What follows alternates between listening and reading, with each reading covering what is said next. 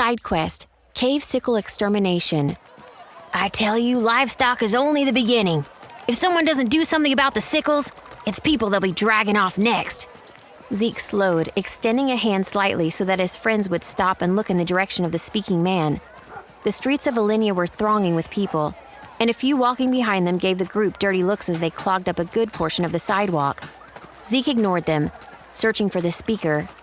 He found the man behind the counter of a nearby market stall, a tall man with dark skin and hair that fell in thick strands from his head.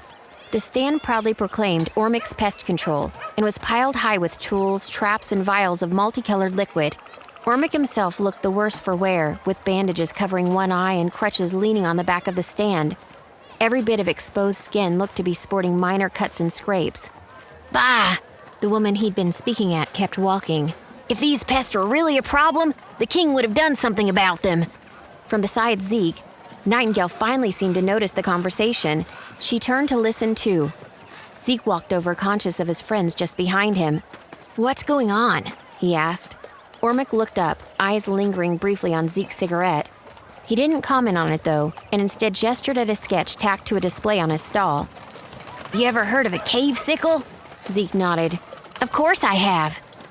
Nightingale stared at the illustration, then looked back to the table piled high with snares and traps. Why would they be bothering Alinea? Ormic folded his hands atop the stall. "Beneath the city is a vast expanse of caverns. Even outside of the vaults themselves, they run for miles and miles. They've always been a problem since the city was founded." "Oh," Nightingale said flatly. "Sounds like a terrible place to found a city." Ormic frowned and continued to ramble on. "Honestly, I'm not sure what to do. Nearly lost my leg down there last time." He half stood for a second, showing them the cast and thick bandages. "But if someone doesn't do something, the hive is going to come for people soon. It's only a matter of time." Remy stepped up to the stall from the other side, staring. "We've seen these things before.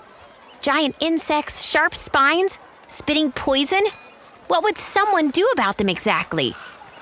The injured exterminator's tone lifted, his words coming a little faster. "It wouldn't be all that hard. I'd do it myself if it weren't for this leg." He reached under the stall, lifting a tightly wrapped bundle onto the counter with a thump. It was easily larger than a basketball and sloshed a little as he set it down. "Get this bug bomb deep enough into the hive, and that should be enough," he continued. "There'd be a nice reward in it for you if you were interested." Nightingale turned away from the man, grinning at Rook. "You wanted us to get some more field experience before we went back into the vaults, right?" "Are you gonna tell this man we can't help if I say no?" Rook raised an eyebrow, watching Nightingale practically bounce with excitement. "Nope. Let's go kill ourselves some cave sickles."